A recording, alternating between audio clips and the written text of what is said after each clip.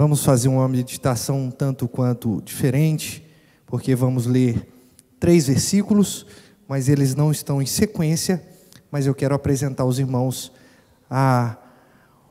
uma realidade que é apresentada desses 3 versículos. Marcos capítulo de número 2, versículo de número 7, diz assim: por que ele fala deste modo, visto que é blasfêmia? Quem pode perdoar pecados, senão um, que é Deus? Agora você vai lá para o versículo de número 16. Diz assim: os escribas dos fariseus, vendo comer com pecadores e publicanos, perguntavam aos discípulos dele: por que come e bebe com ele os publicanos e pecadores? Agora você vai lá no versículo de número 18 e vai falar assim: ora, os discípulos de João e os fariseus estavam jejuando. Vieram alguns e lhe perguntaram: por que motivo jejuam os discípulos de João e dos escribas, e dos fariseus, mas os teus discípulos não jejuam? Até aqui, irmãos. Senhor, fale conosco por meio da tua palavra, e que em nome de Jesus nós possamos sair daqui esclarecidos e entendidos daquilo que o Senhor quer tratar em nosso coração. Oramos assim, em nome de Jesus. Amém. Um dos grandes desafios do ser humano é olhar além do óbvio. Olhar além do óbvio é olhar além do que os nossos olhos podem ver. É olhar além daquilo que a gente traz como algo que é uma realidade absoluta. E eu estou falando isso porque quando a gente tem esse impulso de interpretar as Escrituras, nunca que podemos pegar versículos isolados e fazer uma interpretação daquilo que é parte, sendo que na verdade nós estamos tratando de um todo. As Escrituras ela não é dividida, as Escrituras não são divididas em partes. Na verdade ela é a única palavra de Deus, nossa regra de fé e prática. Toda vez que nós tentamos desvincular uma coisa da outra, nós caímos em grandes heresias. E aqui, irmãos, nós estamos diante de um texto, ou de 3 textos extremamente interessantes. Em todos os 3 textos, Jesus é indagado por algumas pessoas. Eu diria que Jesus é um homem, Deus, 100% homem, 100% Deus, incompreendido. Mas por que Jesus é incompreendido? Porque em momento nenhum ele negociou o seu chamamento, a sua vocação, aquilo que Deus Pai havia ordenado para que ele pudesse fazer. Jesus ele não cedeu às tentações, embora fosse 100% homem e sofresse também as mesmas dores e as mesmas dificuldades que nós enfrentamos. Ele não negociou o seu chamado, ele não negociou os seus princípios, pelo contrário, ele se manteve firme, absoluto, na missão que Deus havia dado. E qual é a missão? Que ele iria pagar um alto preço, preço de sangue, pelos nossos pecados. Queridos irmãos, se você perceber, nós estamos bem no início do Evangelho de Marcos, um evangelho que é muito dinâmico. Jesus ele está constantemente em movimento no Evangelho de Marcos. Ele cura, faz muitos milagres, acontecem muitas coisas, e Jesus é tratado por Marcos como aquele que faz, mas ao mesmo tempo que ele faz, as pessoas estão olhando e julgando aquilo que Jesus está fazendo. E muitas vezes nós entramos nessa mesma realidade de julgamento, porque nós estamos enfrentando ou estamos vivendo realidades que nós fabricamos em nosso tempo. E isso não é só agora. Nós vemos isso na história da humanidade. Nós fabricamos ideais, nós fabricamos ideologias, nós fabricamos pensamentos, nós estamos numa era onde nós fabricamos até a fé fabricada.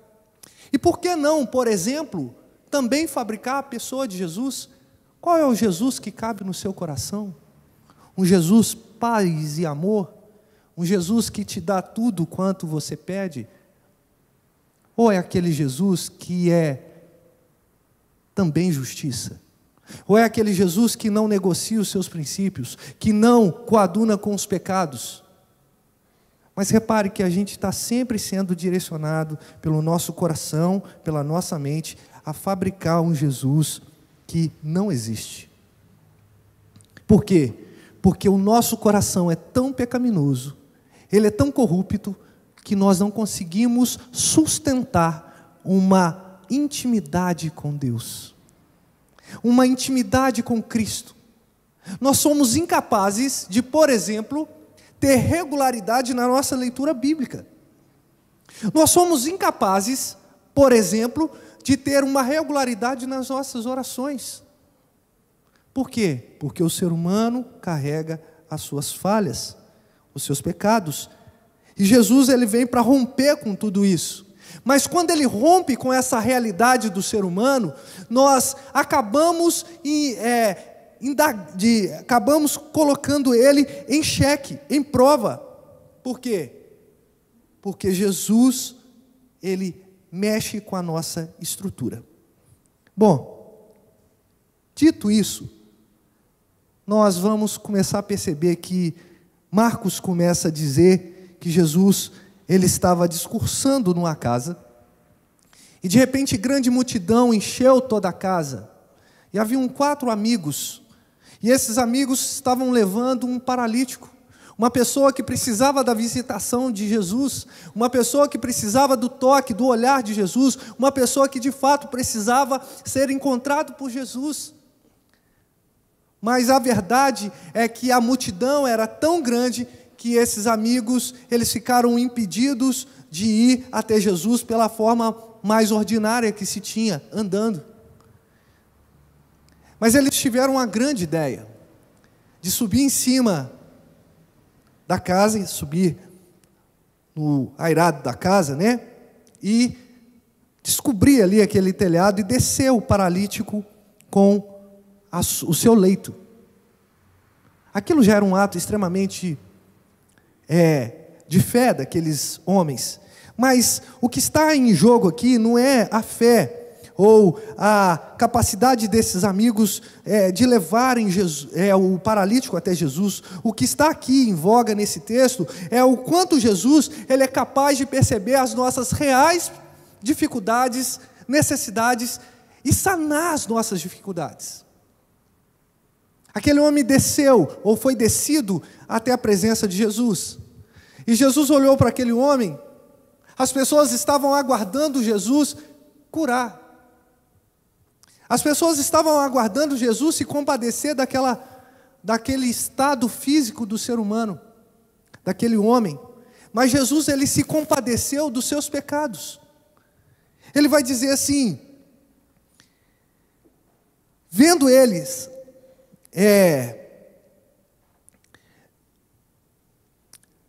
perdão, irmãos.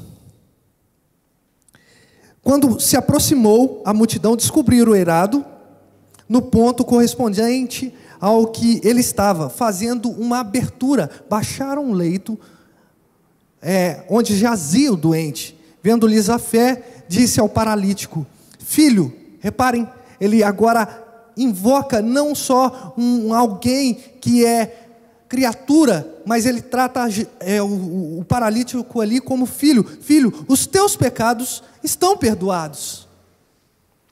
Jesus, ele se compadeceu da alma daquele ser humano, apesar dele também ser carente na parte física. Mas quando Jesus, ele perdoa os pecados, imediatamente aqueles escribas que estavam ali, eles começaram a murmurar em seus próprios corações, falando assim: por que fala desse modo? Ele está falando uma blasfêmia. Quem pode perdoar os pecados senão um, que é Deus? Às vezes a gente dá muito valor àquilo que a gente apalpa, aquilo que a gente tem, aquilo que a gente possui, aquilo que a gente conquista. E a gente dá pouca importância para aquilo que de fato é importante para a nossa alma. A obra de Jesus, ela consiste sumariamente em perdoar os nossos pecados na cruz. Não é fazer com que tenhamos prosperidade. Prosperidade vem de um coração que entende que todas as coisas são provisões do Senhor. Não é para dar saúde. Jesus, ele não fez a sua obra para nos entregar algo material, mas sim para perdoar os nossos pecados. Mas ali naquele processo de revelação, aqueles escribas, e reparem, irmãos, que Marcos deixa muito claro, que alguns daqueles escribas estavam murmurando. E quem eram os escribas? Eram pessoas que escreviam a respeito dos profetas, todas as profecias. E quais eram as profecias que esses homens reescreviam, faziam cópias? Profecias que apontavam para o Messias. E ainda assim, quando o Messias se revela, eles perguntam: quem é esse? Quem é esse que perdoa pecado? Quem é esse que está falando em nome de Deus? Só um pode perdoar os pecados, e quem perdoa pecado é Deus. Jesus, conhecendo o coração daqueles homens, olhou para eles, falou assim: o que é mais fácil? Eu dizer que perdoados estão os teus pecados, uma obra que vai estar apenas no coração daquele paralítico? Ou é mais fácil eu colocar a minha palavra em prova e dizer: levanta, pega o teu leito e anda? A resposta é muito óbvia. É muito mais fácil eu falar alguma coisa que está apenas no coração daquele sujeito, que não pode ser sondado.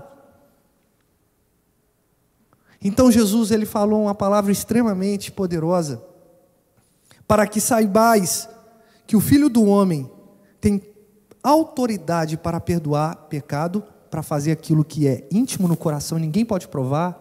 Eu quero colocar aqui todos cientes.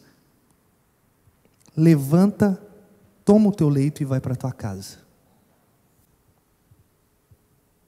Era muito cômodo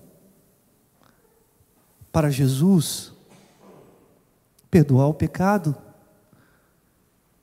Era muito fácil ali ele lançar essa palavra, assim como é fácil também curar a ferida, curar a chaga, curar esse paralítico. Mas o coração empedrado do ser humano, ele é tão horrendo, tão pecaminoso, que nos impede de crer nas bênçãos espirituais das quais o Senhor preparou para cada um de nós. Bênçãos de perdão. Reparem, queridos irmãos, que Jesus, ele está sendo indagado: quem é este que perdoa pecado? E a gente está observando que essa indagação não vem de pessoas aleatórias. São pessoas que estavam ali escrevendo a respeito da pessoa de Jesus. É muito possível conhecermos Jesus apenas pelos relatos.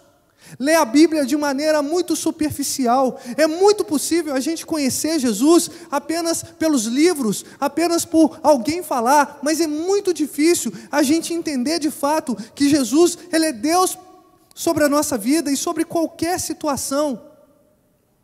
Reparem, irmãos, a gente é levado a consequências drásticas para conhecermos um pouco mais a Jesus, um pouco mais a Deus, como Jó, que é descrito como um homem reto, íntegro, temente a Deus e que se desviava do mal.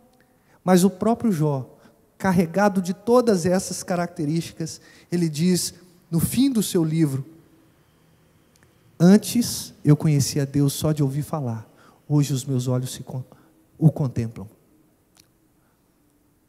Os olhos de Jó contemplavam o Senhor, agora não de maneira parcial, não apenas por um escrito, não apenas por alguém ter falado, mas porque busca uma intimidade muito mais densa, profunda com o Senhor. Qual é a sua realidade? Essa é uma pergunta que nós devemos fazer para o nosso coração. Qual é a minha realidade enquanto servo de Deus? Apesar de Jesus ter feito esse milagre maravilhoso, ainda assim, Jesus foi indagado. Porque ele sai daquela situação de milagre, uma situação absurdamente maravilhosa, que não somente ele estava provando que ele era uma pessoa extraordinária, mas ele estava provando que ele era o próprio Deus, porque ele perdoou o pecado e ele ainda fez um milagre para que as pessoas entendessem que ele tinha autoridade no céu e na terra. Jesus sai daquela situação, agora ele vai para uma situação de estar junto com um publicano e outros pecadores. A gente não sabe que outros pecadores eram esses, mas a gente sabe que o publicano era aquele judeu que era recrutado por Roma, e Roma fazia com que ele cobrasse impostos altíssimos dos seus pares. Então um publicano era muito mal visto naquela sociedade.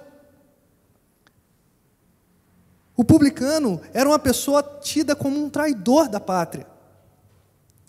E Jesus senta e come com publicanos e pecadores.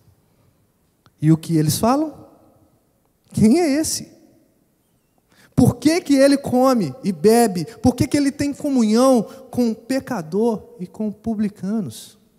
Ele não conhece a nossa história, não sabe quem são esses publicanos, esses coletores de impostos. Ele não sabe que ele está andando com uma pessoa que é lançada no meio da prostituição. Ele não sabe que ele está andando com pessoas da baixa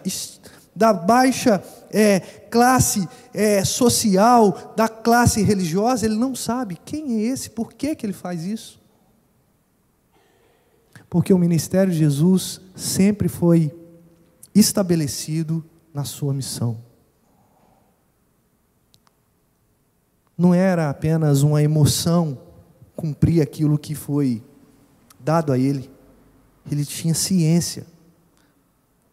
E a resposta de Jesus foi impressionante, porque ele fala assim: tendo ouvido isto, respondeu-lhes: os sãos não precisam de médico, e sim os doentes. Não venham chamar justos, mas sim pecadores. Estamos aqui nessa mesma realidade, com pessoas pecadoras que precisam desse médico, que precisam desse remédio, que precisam ser impactados pela graça de Jesus.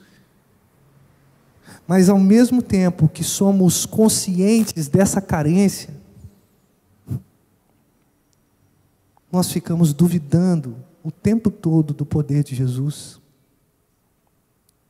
E muitas vezes a gente acha que Jesus é uma exclusividade minha, porque afinal de contas, eu venho no culto de manhã no domingo à noite, eu estou na reunião de oração, eu participo na quarta, eu venho até no culto da juventude para poder apoiar a moçada. E quando tem alguma outra programação, eu estou também. E jejuo 3 vezes na semana, oro 5 vezes no dia, eu sou a pessoa mais ilustre dessa igreja. A verdade é que palavras dessa natureza, ou atitude com essa arrogância, não demonstra a respeito de um ser humano que foi impactado por Cristo.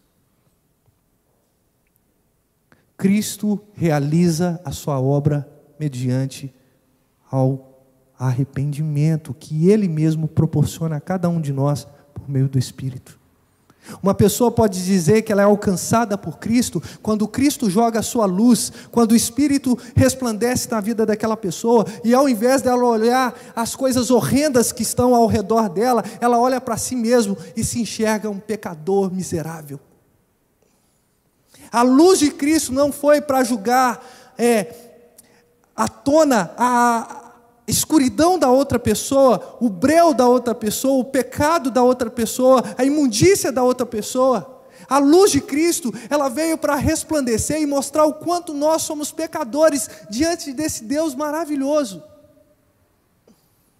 Deus faz um grande milagre no capítulo 2. Jesus faz um grande milagre no capítulo 2. No capítulo 2 ele ainda vai e senta com os pecadores. Então eu posso sentar com um monte de gente? Não, não é isso. Porque Jesus tinha a sua prioridade, a sua missão.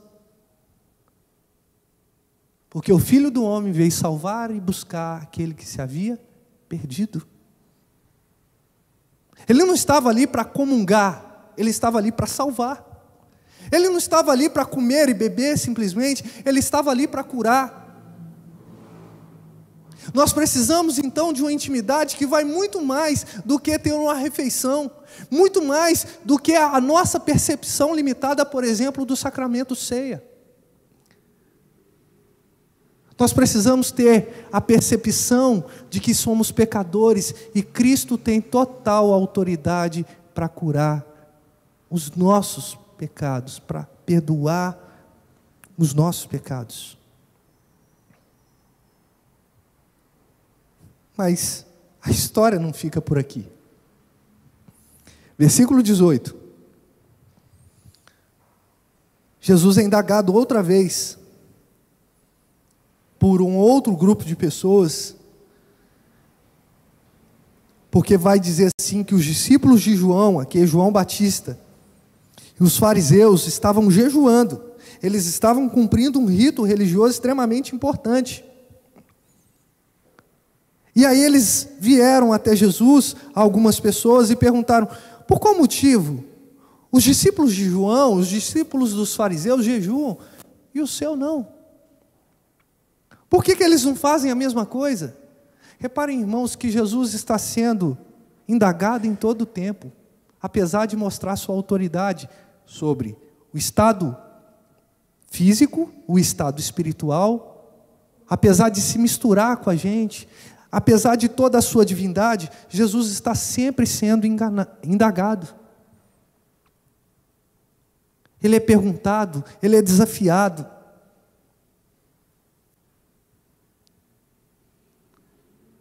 Jesus cura, ele é indagado. Ele perdoa, ele é indagado. Ele come com os publicanos, ele é indagado. Ele come com as pessoas mais importantes da época, ele é indagado. E aqui, quando eles olham para os discípulos, aqueles que estavam andando ao lado de Jesus, eles tiram essa conclusão: esses homens são da mesma espécie, eles não são nada extraordinários, porque os discípulos de João, sim, eles jejuam. Os discípulos dos fariseus, eles jejuam.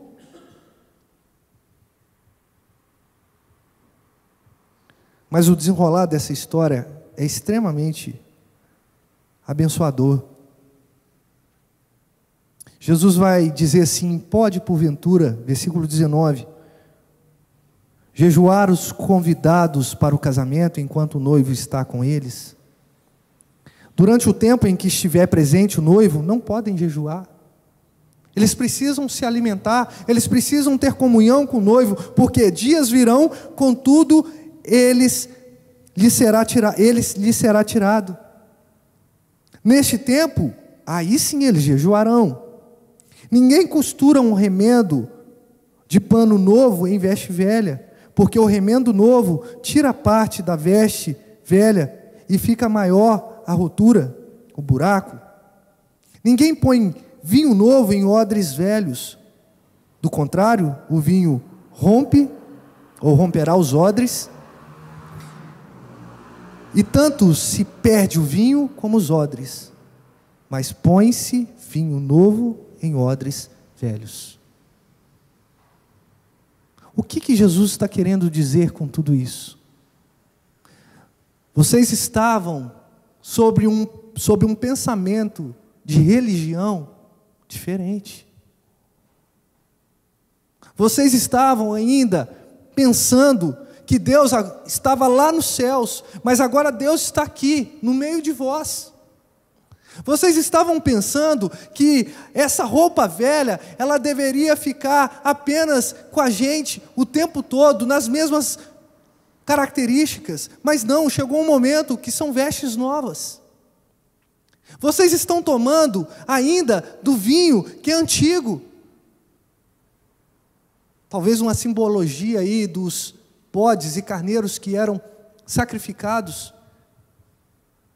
Mas esse sangue dos bodes e carneiros, os vinhos antigos, eles não aplacavam a ira de Deus.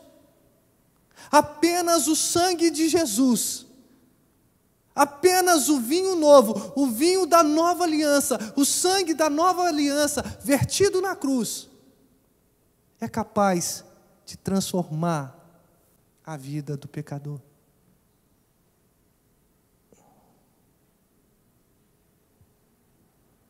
Temos essa mania, roupas velhas sendo remendadas, Jesus sendo indagado.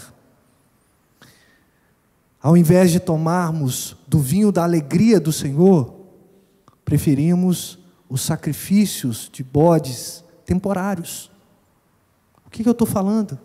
A gente prefere pagar penitência a beber da graça. A gente se alimenta de um pão que mata a nossa fome agora, mas amanhã a gente tem fome de novo. Mas o próprio Jesus disse: eu sou o pão da vida. Aquele que come de mim, esse nunca mais ele tem fome. Nossas escolhas são escolhas que são apegadas à religião, a ritos. O convite de Jesus é para a gente romper com ritos. Jesus não quer religiosos.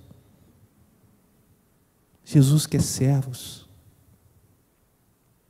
Jesus não quer que você cumpra uma tabela de ritos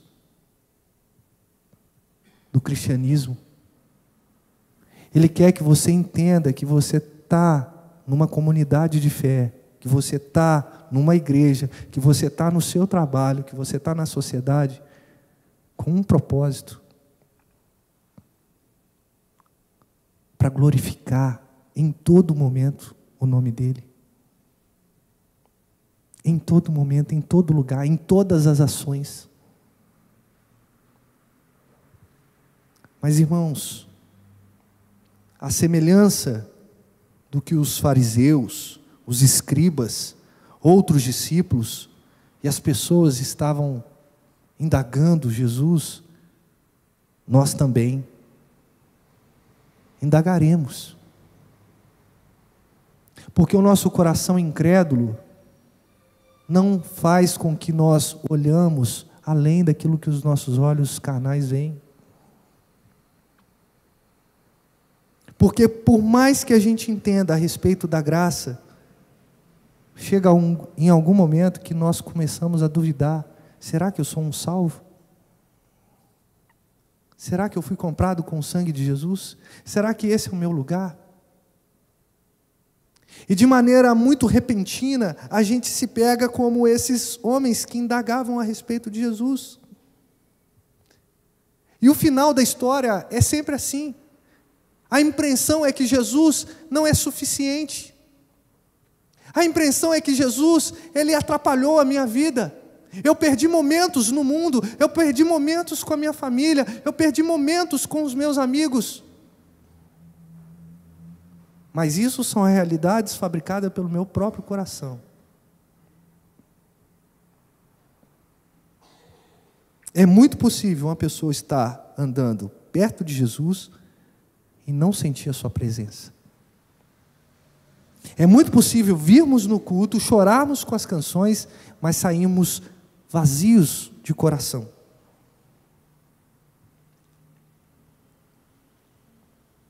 Terminando esse momento de mensagem, irmãos,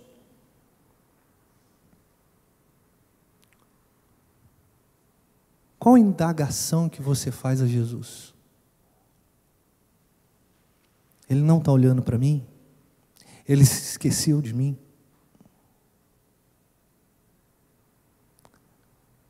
Será que Ele não me conhece? Será que eu não sou um salvo? Quem é esse que as pessoas falam, que sente, que buscam, mas eu não consigo sentir nada? Eu não tenho vontade de buscar nada. A resposta é extremamente simples. Esse Jesus, apresentado pelas Escrituras, ele não é fabricado para caber dentro da sua realidade. Ele é exposto para que a sua realidade seja moldada pelo caráter dele. Ele é exposto para que você seja chamado de cristão, pequeno Cristo. Ele é exposto para que o seu padrão não seja o seu coração, ou a sociedade, ou o político, ou o pastor, ou qualquer outra pessoa. Ele é exposto para que ele seja o padrão da sua vida. Ainda que outras pessoas indaguem, ainda que o seu próprio coração indague a respeito disso, ele é exposto para que você entenda que ele pode, de fato, suprir as necessidades do seu coração. Somente em Cristo, somente a cruz, somente o sacrifício de Jesus.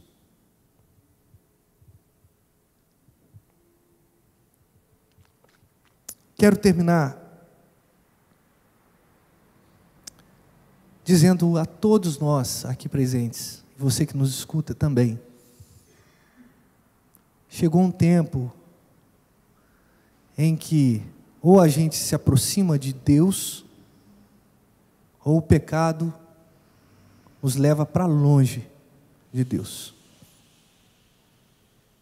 Ou a gente escuta a doce voz do Espírito Santo, que vai nos levar em direção à salvação, ou a gente escuta essas indagações a respeito da nossa fé, que vão nos levar cada vez mais distante de Cristo. Um mundo de muitas vozes. Um mundo de muita gritaria. Um mundo de muitos conceitos tirados de corações corruptos. Esse mundo jamais vai nos produzir frutos dignos de arrependimento. Somente a palavra que expõe o próprio Cristo. Jesus será indagado no futuro, é indagado agora por muitos, assim como foi indagado no passado. Mas o que é de fato real não se apaga. A cruz do Calvário mudou a rota de direção da vida das pessoas eleitas de Deus. E o meu desejo para você e para mim é que nós jamais saiamos da presença do Senhor. Que mesmo que venham as indagações internas, ou indagações externas, que nós de fato tenhamos firmeza para poder prosseguir em direção ao nosso Senhor. Vamos orar. Vamos pedir ao nosso Deus que nos guarde. Vamos pedir ao nosso Deus que guarde e aumente a nossa fé.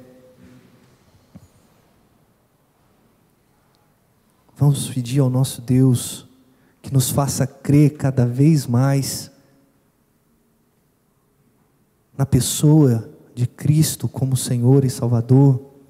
Afinal, Ele é o autor e o consumador da minha fé, da tua fé. Ele criou a tua fé, Ele te deu a tua fé. Não é que Ele encerra a tua fé. Ele é o começo da sua fé, Ele é o meio da sua fé, Ele é o fim. Ou seja, nós cremos de maneira completa em Jesus, mesmo que venham as indagações. Deus, em nome de Jesus, nós queremos, ó Deus, reafirmar com as nossas palavras, nessa noite, a respeito da fé que nós nutrimos na pessoa de Jesus. Uma fé que oscila, uma fé que muitas vezes dá muito mais ouvidos às indagações, às mentiras que são estabelecidas nesse mundo, às ideologias satânicas que são estabelecidas nesse mundo, do que damos crédito ou ouvimos a tua palavra.